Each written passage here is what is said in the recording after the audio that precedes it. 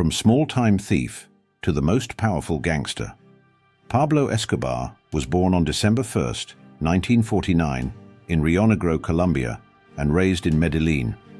Growing up in poverty, he was ambitious from a young age. He started with petty crimes, such as stealing tombstones to resell and smuggling contraband. However, in the 1970s, he saw a greater opportunity in the rising demand for cocaine in the United States.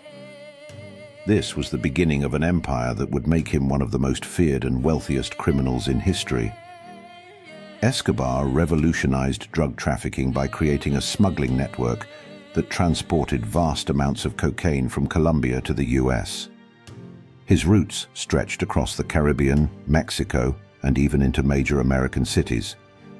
By the late 1970s, he had established what would soon become the most powerful drug cartel in the world, the Medellin Cartel. The Medellin Cartel, a billion-dollar drug empire. By the 1980s, Escobar had turned cocaine into a multi-billion-dollar business. At its peak, his cartel controlled 80% of the cocaine supply entering the US, making over $420 million per month.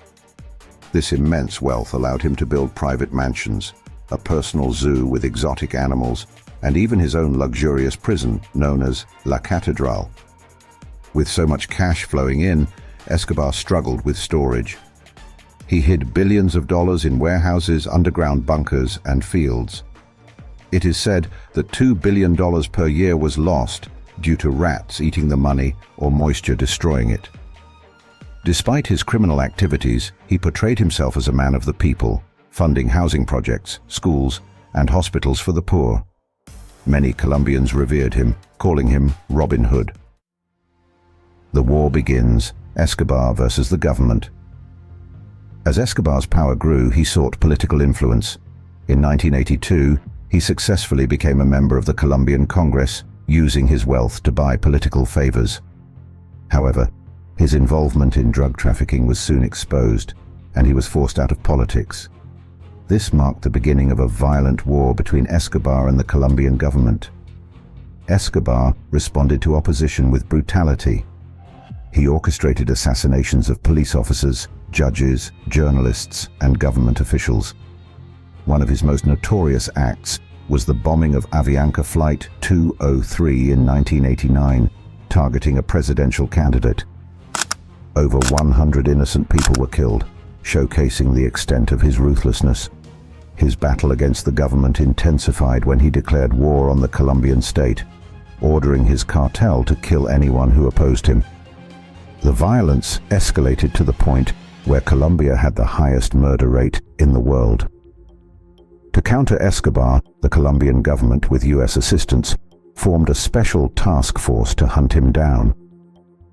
Additionally, a vigilante group called Los Pepes, people persecuted by Pablo Escobar, emerged, targeting and killing his associates one by one.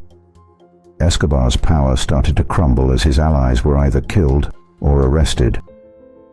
The fall of Pablo Escobar. By 1991, under pressure, Escobar surrendered to authorities, but negotiated an agreement where he would stay in a luxurious self-built prison called La Catedral, complete with a casino, bar, and his own guards.